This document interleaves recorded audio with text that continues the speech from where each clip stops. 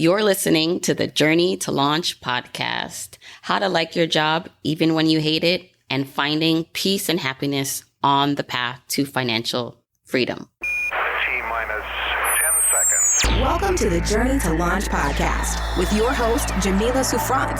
As a money expert who walks her talk, she helps brave journeyers like you get out of debt, save, invest, and build real wealth. Join her on the journey to launch to financial freedom in 5, 4, 3, 2, 1. Hey, journeyers. Welcome to a special episode of the Journey to Launch podcast.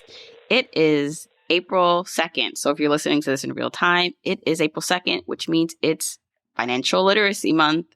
And before we hop into the amazingness of this episode, let's hear a word from our sponsor, which, by the way, I love our sponsors because people that you hear, companies that you hear sponsoring this show, make this show happen. They allow me to continue to produce free quality content for you. So, listen to what they have to say, see if it's in alignment with something you need or want, and check them out because they are sponsoring the Journey to Launch podcast, which means they are down for the cause. And of course, I don't accept just any sponsor. And doors to the Money Launch Club are open. Doors to the Money Launch Club, my membership communities for journeyers who are just like you, listening to this podcast, but want and need more help to allow them to reach their dreams, to help sustain the momentum that you are picking up, right? All the excitement and energy that you get from listening to the podcast and even applying it, what you learn to your money, to your life.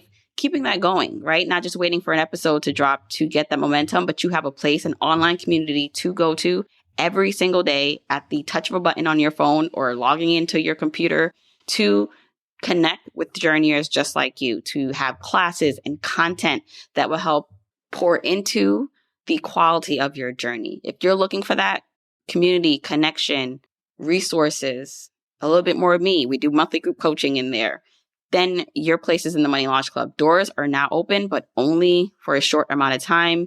So April 2nd, if you listen to this in real time, join us now before doors close on April 8th.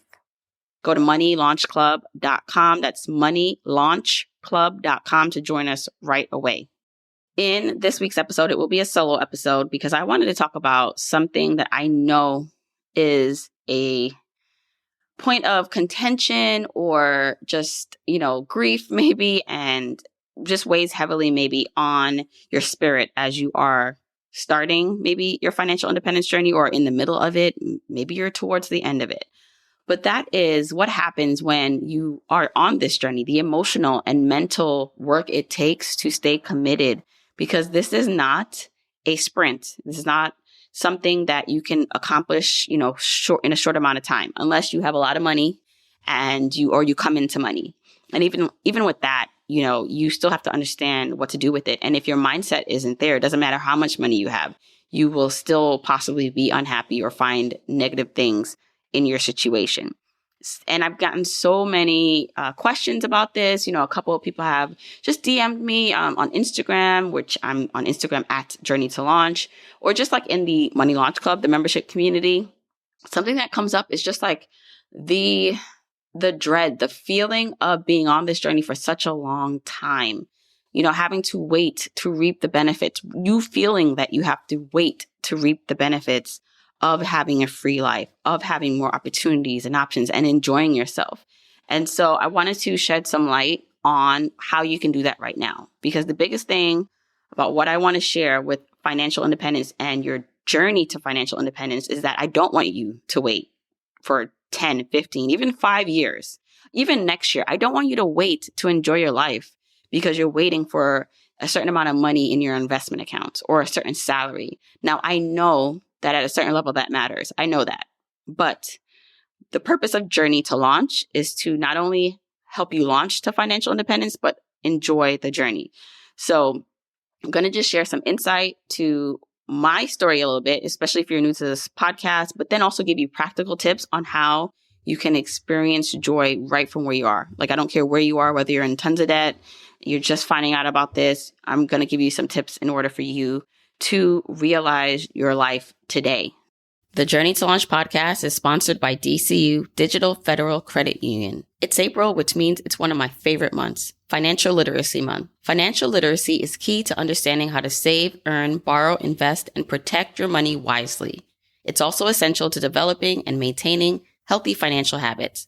Once again, DCU is proud to sponsor the EverFi Financial Literacy Bee. The EverFi Financial Literacy Bee is a nationwide initiative for students that will run through April 15th, 2021. The Bee is made up of a 4-part online course and an essay contest where students will have the opportunity to win up to $10,000 in college scholarships. Over the course of this 2-week challenge, students will explore financial decision-making on 4 topics: the importance of savings, saving for short-term goals, budgeting for medium-term goals, and investing for long-term goals. After completing the 4 lessons, students are encouraged to submit a short essay to summarize what they learned and how they will apply this new information in their lives. This bee is open to any U.S. or Canadian student, DCU member or non-member, ages 13 to 18 as of April 1st, 2021, who completes all 5 challenges in the National Financial Bee course. Entries must be submitted to EverFi by April 15th, 2021. For more information on the EverFi Financial Literacy Bee brought to you by DCU, please visit dcu.org/financialbee. That's dcu.org/financialbee. If you want the episode show notes for this episode, go to journeytolaunch.com or click the description of wherever you're listening to this episode. In the show notes, you'll get the transcribed version of the conversation, the links that we mentioned, and so much more. Also, whether you are an OG journeyer or brand new to the podcast, I've created a free jumpstart guide to help you on your financial freedom journey. It includes the top episodes to listen to, stages to go through to reach financial freedom, resources, and so much more. You can go to journeytolaunch.com/jumpstart to get your guide right now. Okay, let's hop into the episode. So here's the thing. When someone does find out about financial independence, you realize you are far from where you want to be, most likely, right? Where you want to be is traveling the world, and where you are potentially is traveling 2 hours a day to work and back. And that's if the traffic gods are pleased, by the way. Don't let it be a day where your commute can, just take longer than normal, which, by the way, happened to me a lot when I was commuting from Brooklyn to New Jersey when I was working full time. Where you want to be is potentially running your own business from the comfort of your home, but where you are is being run ragged by maybe a manager or boss that you just don't like, that annoys you. Where you want to be is doing work that brings you joy or feels purposeful. And where you are is doing work that feels joyless most times and maybe is purpose deficient. You literally feel like a piece of your soul dies every time you walk into the door, or in times where you have to hit join meeting for the Zoom call that could have been an email. I get it. For a long time, that 2-hour commute was my life, one way, by the way. Sitting in meetings, looking out the window, sometimes glancing at my coworkers, just to see if I can catch a glimpse of a crack in the matrix. Is anyone thinking like me? Were they also secretly thinking, what are they doing here? I mean, they gave me eye contact, let's make a run for it. Of course, no one did that. Everyone's paying attention. I'm looking around, everyone's paying attention and actually doing the work they're supposed to be doing, looking to climb the corporate ladder and gain favor with the manager or gain approval from the people in the room because, they wanted to prove that they were smart and deserved to be there, even if they themselves didn't really enjoy it, right? Before finding out about financial independence as a viable option and starting Journey to Launch on the side, I, for the most part, accepted that my fate would be to work in a job that I didn't like so that I could make some money. My payoff would be the vacations we could take. I'd just fall in line like everyone else. Don't get it wrong. I'd still gazed out the window. I wanted more for my life, even before I knew about financial independence. But it just seemed like a far off dream. I didn't realize that this was something that I could accomplish. It just felt like a pipe dream, like something you wanting to not, work for anyone else. How is that going to happen? Right? It just didn't feel real, but it was a nagging feeling in my heart. Then here comes this crazy idea of financial independence. The idea that you can have, even through a traditional job, save and invest your money over time so that you can build up enough money in your investment accounts or via passive income streams to never have to work again. When I discovered this movement, quote unquote, when I discovered the podcast and the blogs talking about this, my mind was blown. And to hear people actually doing it, right? So if you're a long time listener of the podcast, or even if you just started, I talk about financial independence. There have been people on the podcast who have actually reached it, not just on the journey like I am still, but have reached the promised land. And so you hear this, and just like I heard it, and I'm like, oh, so this is possible. And yeah, if you're like me, and I am the kind of person that if I see someone doing something, I'm just like, I can do it too. I got to figure this out. Or if you have an open mind and heart about things, you start wondering, can that be me too?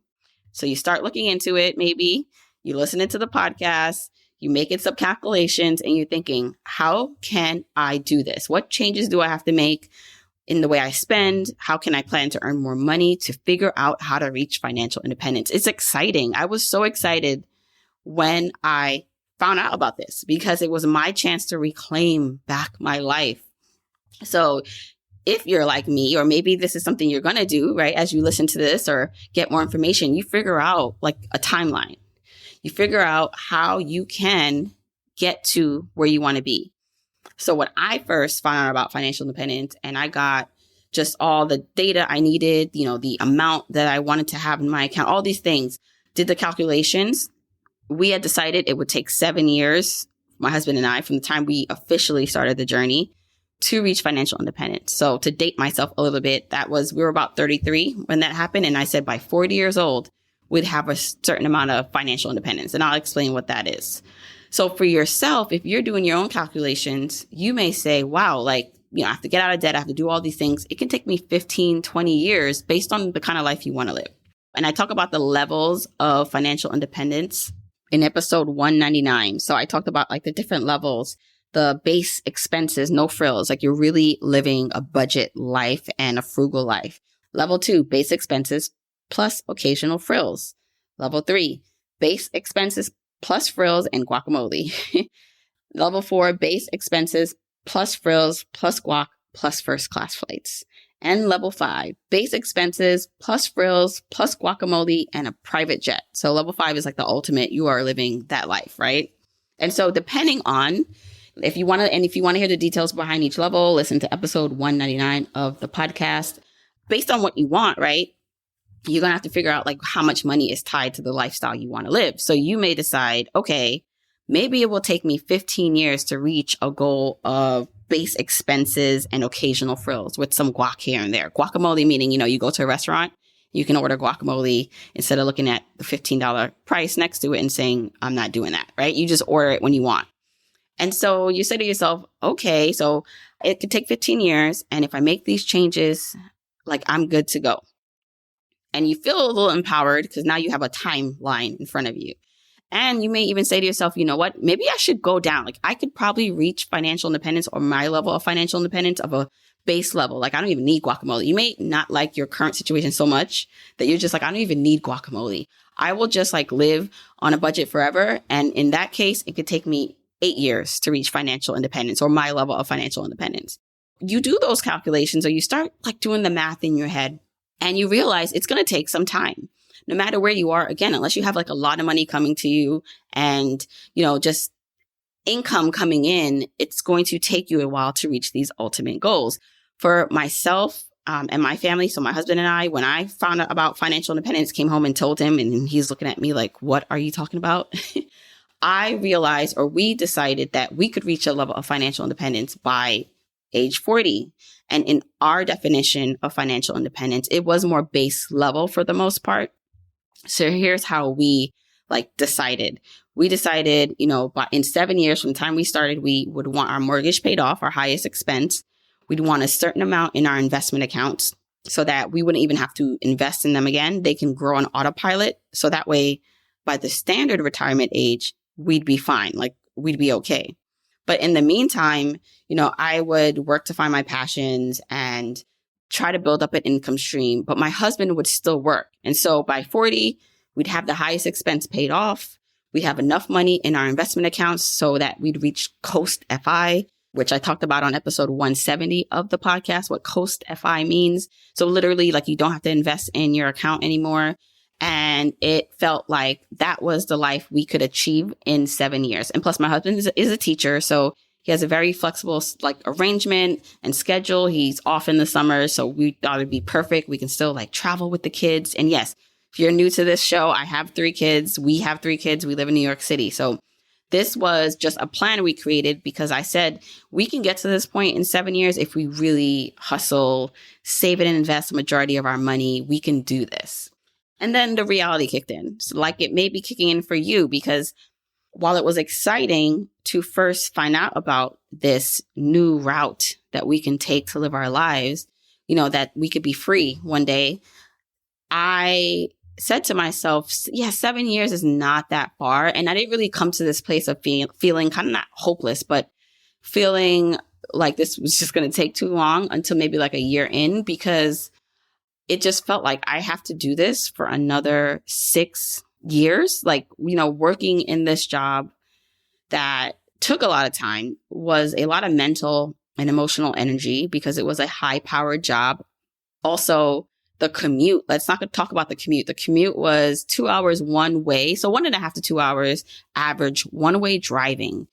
Do the math, that's 3 to 4 hours a day in the car. And so I said to myself, I have to do this for another 6 years, right? This is when we were kind of into it a little bit in a year. I don't know if I can do this. That kind of realization was hard because it felt like it was too long. And so you may have those feelings too when you discover financial independence, because you see this vision, you have this vision for your life. You know that there should be more than just going to work, for the majority of your time in the day and commuting, and then only having a couple hours to yourself, right? Or just a couple hours on the weekend, especially if you have other obligations like kids. You know that there's more to life than this. And so you're just it just doesn't feel good in a way that it has to take that long. I totally get it. So how do you not waste the moments away because you're always longing for more? How do you enjoy the journey today so that it's all not for anything or not for nothing? How does that saying go? And so I wanted to share with you a couple ways that you can actually enjoy the journey now, no matter your starting point, no matter how long it takes to get to your ultimate goal of financial independence, and then the smaller goals in between. Because remember, if you're starting this with debt, you're starting this with no emergency fund, really in the beginning stages, then there are going to be what I call smaller milestones that are very still much important, but can take you a long time, right? For some people, getting out of debt can take years. So how do you at all enjoy this journey now that you know the light, now that you see the light, now that you have been blessed with this information? So here are just some points that I've come up with that I've used in my journey, in my life. I'm continuing to use them. And I hope that this will help you come to terms with where you are. And the first one is literally make peace with where you are. So making peace with where you are, this is the first step I want you to do. It's a little internal move. It's a mental and mindset shift for yourself. What you resist persists. What you make the enemy, so a person or the situation, when you make something or someone the enemy, they become the enemy because that's all you see. That's all you want to see in it. Making peace with where you are is accepting that whatever it is that brought you to this point, so whatever mistakes you think you've made, whatever things you could have done differently, whatever regrets you've had, to let that go. It's baggage now. It's only holding down your rocket. Remember, we're all about launching here. We're in our rockets and we're launching together. So all that stuff does not help you when you hold on to what could have been. Oh, I could have, or I should have invested earlier. I shouldn't have, went on that trip that I'm still paying off years later. I should have done this, should have done that. It's done. It's done already. You can't change it. And so sitting back, learning lessons from it is very important so that you don't repeat the same behaviors. But sitting back and beating yourself up over it is not going to help. All it does is drag you down. All it does is make the rocket that you're on harder to launch because you have all this stuff in it that's unnecessary. So make peace with where you are. Forgive yourself for past mistakes, for things you didn't know. You're different now. And every day, guess what? You'll still make mistakes on this journey. I still make mistakes on this journey. And it's just every day it starts fresh. Every moment starts fresh. So that's one. It's really an internal shift, making peace with where you are, forgiving the things you didn't know so you can move forward. 2, diversify your happiness. So there are like maybe varying things that make you happy. Maybe you don't even know what makes you happy because you've just stopped focusing on joy. I want you to figure out what makes you happy. What are the things that you do? When you do them, you lose sense of time. You smile till your cheeks hurt. You forget about all the other stuff and obligations you have to do. Like you literally feel joy doing these things. And I want you to diversify them in 3 areas, meaning pick them out and then diversify them in ways that are different in cost, effort, and availability. So what do I mean by that? So things that can bring you joy can be as simple as listening to music, right? Listening to music, or if you're like me, like stealing your kids' gummies, taking their gummy packs and eating it, like that makes me happy. Reading a book, like really simple things that don't really involve a lot of effort and or cost. Technically, they could be free. Then you could think about things that maybe have a little bit more effort into it. So it's not like, it's just like not a flip of your phone or going into the pantry to, steal that gummy. It's more about, and why am I saying stealing? People, grown-ups, you know what? It's my gummy. I pay for it. I'm not stealing. But the second one is going for a walk or run, biking, going out with friends. Like this takes a little bit more effort, right? It's not going to your pantry. It's not like, scrolling and looking at an online movie, right? Or as simple as picking up a book. This may take a little bit more effort for you. And it can still also be low cost because, going for a walk or run or biking, if you already have a bike, is a low cost activity.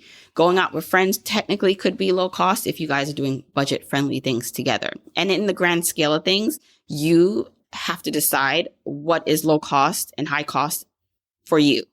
Because a $40 meal is high cost for someone else and low cost for the next person. So it's literally going to be what's on your spectrum. Things that may be more effort, more cost, and less availability, like that you can't do often, are things like maybe traveling, right? If you have kids, you have a schedule that it doesn't allow you to just travel and take off when you want, and it costs, maybe you're not doing it in a budget-friendly way for the most part, would be something that you can put on your list if you know that traveling makes you happy. A staycation even, right? Buying your favorite candle. That can be expensive or not depending on what you like. But essentially, I want you to make a list of all the things that bring you joy. Nothing is too little. Nothing is too big, especially if these are things you've already experienced. And then you can even, things that you probably forgot you loved, write them down to really go back to your childhood. It could be coloring. They have adult coloring books. And again, biking. I used to love biking when I was younger. And so I got a bike recently so I can do that. So I just want you to write down all the things you enjoy, because what we're going to do now is diversify them. I want you to categorize them based on cost, effort, and availability.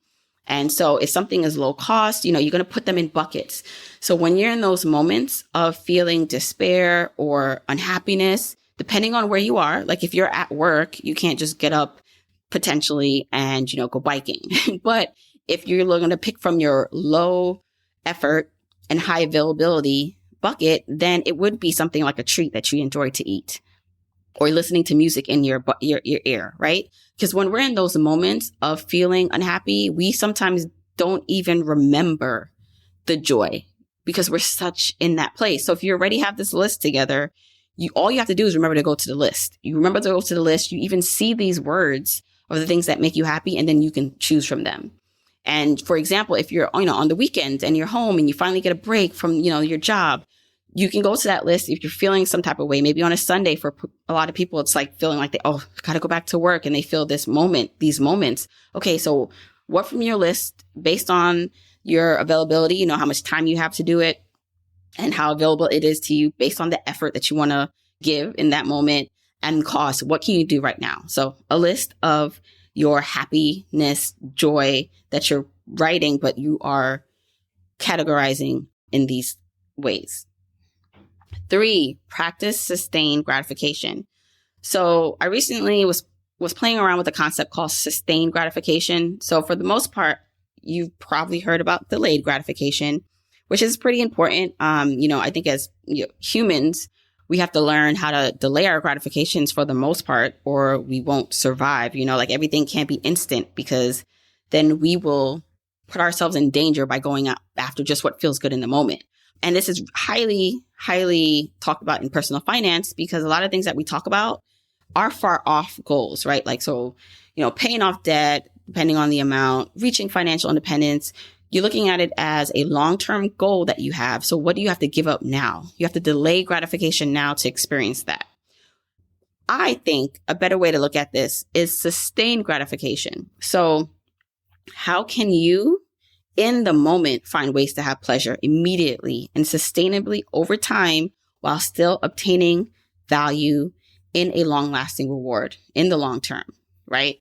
And so I talked about diversifying your happiness above. And so it is literally taking those things and putting it in your budget, putting it in your life, your spending plan. Now, if you're budgeting for a certain thing, so if you say to yourself, you know what, I have a goal of buying a house.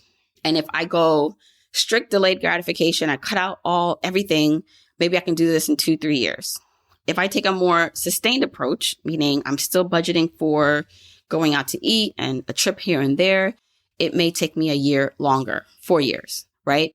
You decide based on how intense you want your journey to be, how accelerated you want it to be, because you may decide that, you know what, while buying that house is important, so is enjoying and doing these things that bring me joy, right? And so it's one of the things that, I did in terms of, and I'm still doing. My journey to financial independence is no longer one that is accelerated based on, budgeting or I should say spending. Meaning we still spend money. We still go out to eat. I still budget for things that I want to do. When this pandemic is over, I plan on taking trips. Okay. And so, yes, if we didn't do any of those things, if we lived on, a strict budget where our line items for things were very minuscule, we would reach our goals of financial independence sooner. But I'm not really concerned about the pace at which we reach financial independence. I'm more concerned about the quality, our life quality as a family. For my husband, it's not just me on this journey, and my kids. I want them to do things. I want them to be in extracurricular activities. I want them to take trips and experience Disney World and do all these things. And I don't always want to budget and be, staying at the cheapest place. I want to fly first class. So these are things that I am accounting for in my budget that we are planning for, and we understand it may take longer, but that's okay. I rather the sustained gratification approach in some areas of my life versus completely cutting things out. And so you just have to decide, what are you willing to give up in order to feel good now? And then what happens is, as you are making these decisions, you are comparing the now to the then, you're able to pull back. So you might say, okay, you know what? I am budgeting for going out to eat with friends because that's important. And you may realize, oh, wow, I do enjoy this, but I think we need to find a cheaper way to do this, because if I do it differently this way, I can reach my goal of paying off debt or buying that house 6 months earlier. And you may feel like it's worth it to cut back in that area, right? From this level, from this area of understanding what works for you, what you're willing to give up, you are in such a place of power. So understanding what sustained gratification is, understanding what you're willing to give up in terms of speed so that you can make room for the things on your happiness list, even if they cost a little bit more money. Number 4, recruit some friends to join you on this journey. So hopefully in real life, there is someone in your life you can come to with this idea, and they don't laugh at you and tell you that you're ridiculous. They look at you like, wait, what is this? I can do this with you. Let's do it. I mean, it's so amazing when there's someone in your real life that this can work with. And if you want that to happen and you don't have that yet, send them the Journey to Launch podcast. I often find people send each other the podcast and they say, my friend sent it to me and, I've been listening and now I kind of get it. So that's a good way, send them blogs, but also your online communities, following accounts that talk about this stuff. And, there are different types of personalities in the personal finance space, in the financial independence space. You don't have to resonate with everyone. Not everyone's going to resonate with my style, but there are so many different people that you can connect to virtually, right? I call it one-sided a little bit, because if you're just following someone, and that's different than if you're in a community where you're able to connect and talk with other people who are doing what you're doing, maybe at different levels and starting points. Which, by the way, is why I started the Money Launch Club, which doors are open now, depending on when you're listening, until April 8th, because I wanted a space where people could really connect with each other. And I'll tell you this, we have members in our community, like they're legit friends now. Like they see each other, they do accountability calls, every week. Before the pandemic, we had someone who was flying out to Japan, and we had a Money Launch Club member in Japan, and they were able to meet in person. Like I'm telling you, like community and feeling that you're not alone is important. It's so important because this can be a lonely journey because of the length of time. And it's a very emotional one. And so when you can come and feel vulnerable, give advice, get advice for where you are on the smallest to biggest things, I'm telling you, it's a game changer. So finding communities, having friends with you on this journey is important. And again, if you want to join us before doors close, go to moneylaunchclub.com. Number 5, learn to like your job even if you hate it. I'll say that again. Learn to like your job even if you hate it.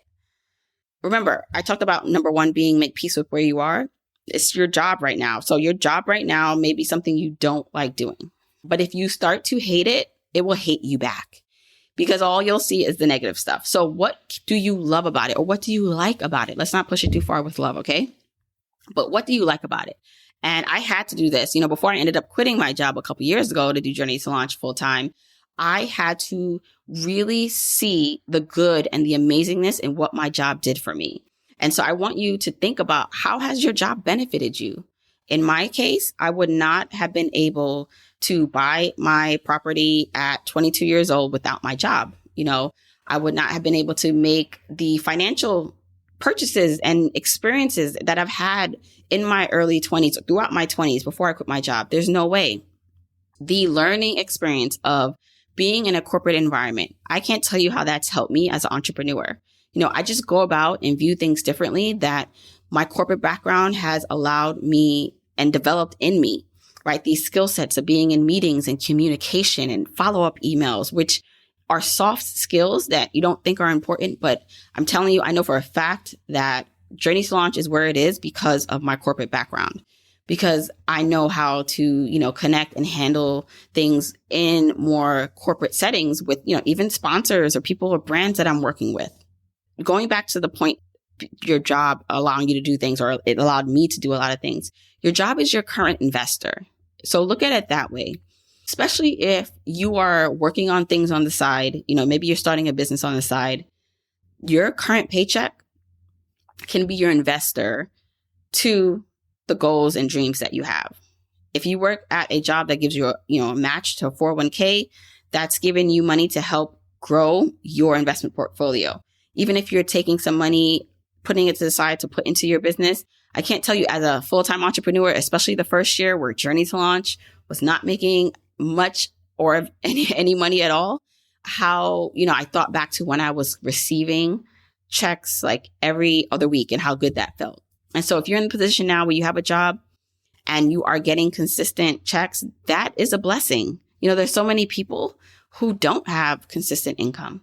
And so to be able to rely, for the most part, I'm saying quote unquote, because we all know that being able to rely on anything in terms of someone else and a company right now can be dodgy, but this is sustainable income for the most part that you can use to fund your dreams. That's a big deal. And even if you're not, trying to be an entrepreneur, you just want to be, you do want a corporate career. Maybe it's not the one you want right now, or it's not the position. It's funding your light bill. It's funding your, you being able to watch your favorite shows. It is an investor in you. So I want you to also write that list out of the things that you appreciate about your job, of the people you like at your job. There has to be one person that you enjoy talking to or is pleasant, right? Focus on them, not the people who annoy you or doing too much. Really focus on what is giving you joy in those moments while you're at work. Find projects you can work on that are more challenging or exciting and that stretch you, that allow you to develop your skill sets that you can then use not only at your job, but maybe in the next position or in your side hustle. And again, just reflect and think about what your job has allowed you to do. So learn to like your job even if you hate it, because listen, there are so many people right now who want a job. And the last one I'll leave you with is number 6. Uncover and discover your purpose now. Uncover and discover your purpose now. I know it might be something in your head that you're like, well, when I reach financial independence, that's when I'll focus on being happy and finding my purpose. No. We're not going to wait.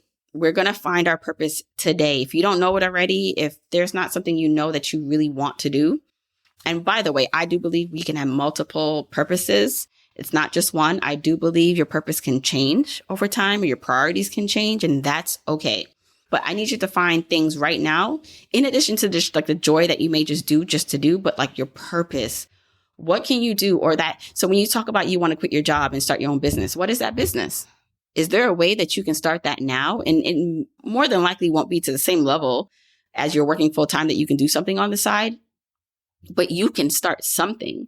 And the good thing about it is if you are financially secure, meaning you have most of your finances in order, you can try different things, right? So you can say to yourself, you know what, I'm going to try for a year to do this one thing. I'm going to try for a year to work on this side hustle idea. And if it doesn't work, I'll move on. And your job can allow you to fail because it's not that you're depending on this side hustle for your income. So doing that, I can't tell you how beneficial it is to figure out what that looks like now. So that way, by the time you get to your goals, and you will get to the goals that you're setting for yourself and financial independence. By the time you get there, you have an idea, you know what you want to do. And so for me, that happened with Journey to Launch. At first I didn't know that Journey to Launch would be the thing that would allow me to quit my job or propelled me to quit my job. But I had this love of listening to podcasts. So again, my job, even though the commute was horrible, it gave me a lot of time to listen to podcasts. So that was one of the things I loved about it. I used to wake up excited to drive sometimes because of all the podcasts that I can listen to and learn from, which, by the way, helped me when it came to starting Journey to Launch podcast, because I knew exactly what I wanted to produce, what was missing in the space, which I do believe it helps me stand out today. So you have to, like I did at least, what I think is important, figure out what to do on the side to help make the time not just pass, because we don't want the time to pass while you're on this journey just to get to the end goal, but to enjoy it so that you're prepared for the next level and step. And for me, Journey to Launch was that. I started Journey to Launch as a blog. You may have heard this story before. It was first a blog, then morphed into a podcast. Then upon having my third child, I realized, I can't do all this. I can't do the children, the job, the podcast, and be sane. Something has to go, right? And so I ended up quitting my job to do Journey to Launch full time.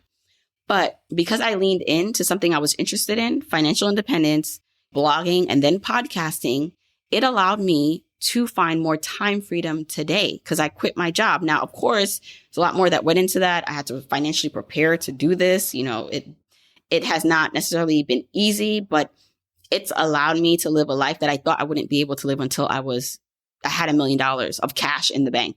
And so uncovering and discovering your purpose, you don't know where that will lead. And then don't get frustrated if, what you thought would happen is not happening fast enough. If that side hustle or the purpose that you want to now turn into your side hustle, which, by the way, not everything that is your passion or purpose should be turned into a side hustle. I do believe some things should be kept separate because oftentimes we think, I love doing this. I can make money from it. And then when you attach money as the outcome to your passion, it takes away the love for it. So it's not to say you can't merge the two, because I do believe if you're able to make money from your passion, you crack the code. But don't always assume that the two have to merge. Sometimes your purpose or passion is not to make $1 million from it. It's just to provide you that outlet to feel good and happy and fulfilled in the world. Okay, so I hope that helped with you if you are feeling really just uneasy or lost on the journey in terms of emotionally, of how long it's going to take you, and you're trying to figure out, well, how do I enjoy it? I hope these tips resonated with you. If you're following me on Instagram at Journey to Launch, tell me if any of these tips resonated with you. Tell me which ones you're going to do or think through more. I'm just going to recap them really quickly. There were 6 ways in terms of enjoying the journey now. 1 is make peace with where you are. 2 is diversify your happiness. Make a list of it by cost, effort, and availability. Draw from that list when you can. 3, practice sustained gratification. So understanding the difference between delayed gratification and sustained gratification. 4, recruit some friends, join communities that you feel supported in on this journey. 5, learn to like your job even if you hate it. And 6, uncover and discover your purpose right now. So I hope that helped. Remember, doors to the Launch Club are now open, but only for a limited time. Remember, that's the membership community for journeyers just like you who want more from their journey. They don't want to just listen to the podcast. They want to go deeper. We have expert speakers that come in and teach different classes. We have so many classes in our vault already that you can come right in and watch and learn from. Things like building your credit, paying off debt, budgeting, side hustle, all the things. Also, you get a community app. It's on your phone or on your desktop that you can log in, connect with other journeyers. There are accountability groups. There are subgroups where we're talking about side hustles, all the things. I mean, it's the community where you want to be if you're serious about and you need support on this journey to financial independence. So join us now before doors close at moneylaunchclub.com. Don't forget, you can get the episode show notes for this episode by going to journeytolaunch.com or click the description of wherever you're listening to this. And you can still grab your Jumpstart Guide for free to help you on your journey to financial freedom by going to journeytolaunch.com/jumpstart. If you want to support me and the podcast and love the free content and information that you get here, here are 4 ways that you can support me and the show. 1, make sure you're subscribed to the podcast wherever you listen, whether that's Apple Podcasts, that purple app on your phone, your Android device, YouTube, Spotify, wherever it is that you happen to listen, just subscribe so you are not missing an episode. And if you're happening to listen to this in Apple Podcasts, rate, review, and subscribe there. I appreciate and read every single review. Number 2, follow me on my social media accounts. I'm at Journey to Launch on Facebook, Instagram, and Twitter, and I love interacting with journeyers there. 3, support and check out the sponsors of this show if you hear something that interests you. Sponsors are the main ways we keep the podcast lights on here, so show them some love for supporting your girl. 4, and last but not least, share this episode, this podcast with a friend or family member or coworker so that we can spread the message of Journey to Launch. All right, that's it. Until next week, keep on journeying, journeyers.